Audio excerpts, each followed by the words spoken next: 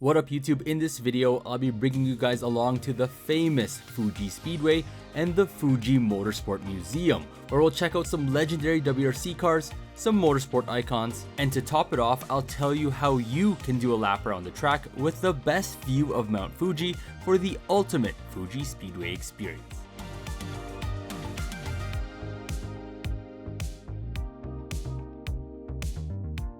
What's up you guys? Right behind me is the 1996 Subaru GC8 WRC car. This won the Acropolis Rally.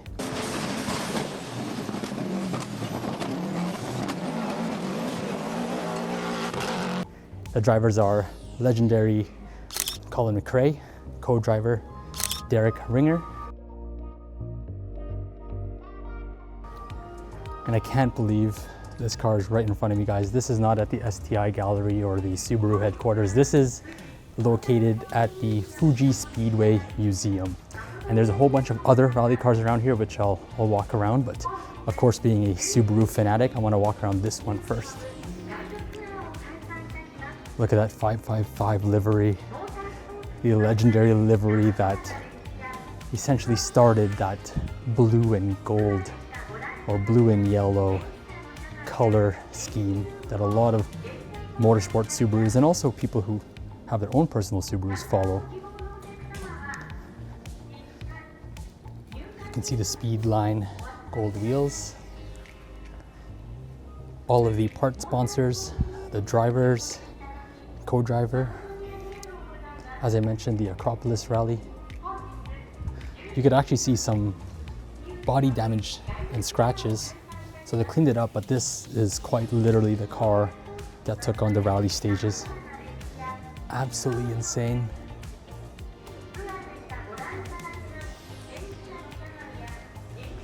Look at those mud flaps. All function.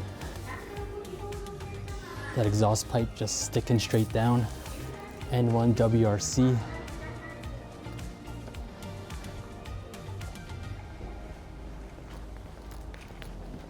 Let's go around the other side.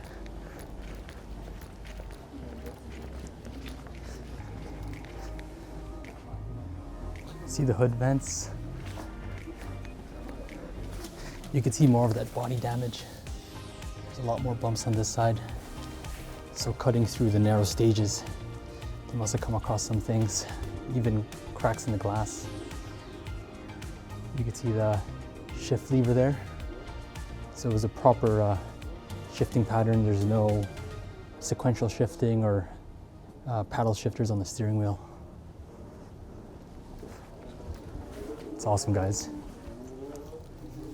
If you guys are in Japan, do drop by Fuji Speedway Museum so you can see this legendary Subaru WRC car.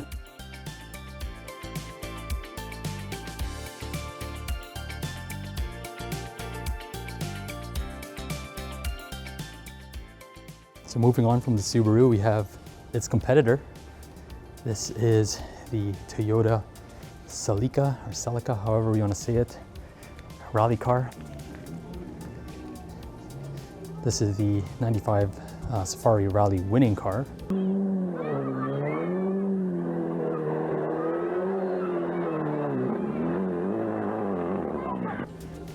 And as you can see, it's Safari spec. It has a bull bar, front cage there for any rocks and debris that might kick up. It has a snorkel, OZ Racing white wheels, so it's the white and white theme they got going on here.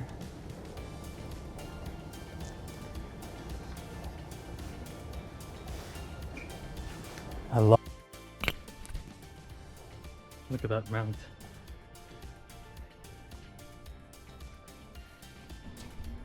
So one of the drivers or co-driver signatured this plaque here.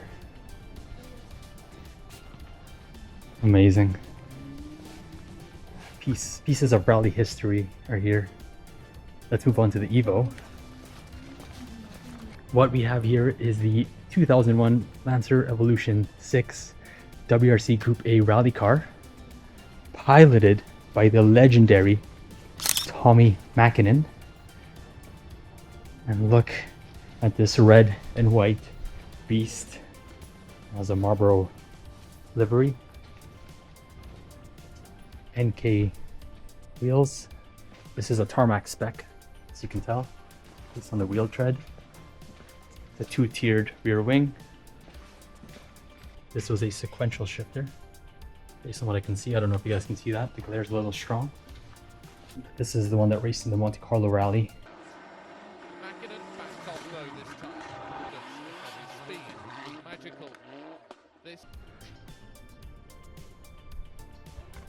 This is awesome, guys. Can't believe these two legendary cars, or I should say all of these legendary cars, but these three in particular are all around.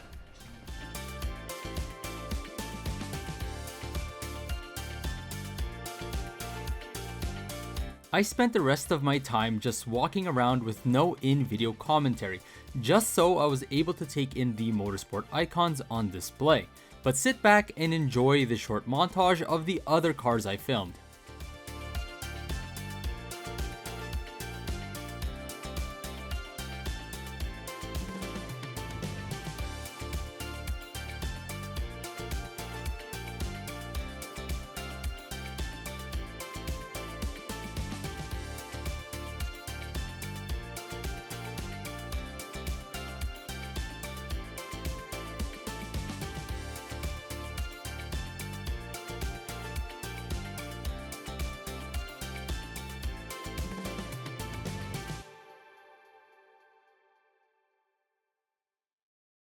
Now I'll show you guys how you can get some track time on Fuji Speedway.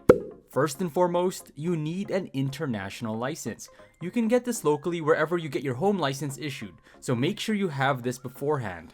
Also, bring your passport, as they may need that for ID purposes. Next, you have to check the schedule on the Fuji Speedway website, which I will link in the description below. Make sure auto translate is on, otherwise you will need to brush up on your Japanese reading. Find the circuit experience, which has an orange icon with a circle in it, and make sure that icon is on the date you plan on going.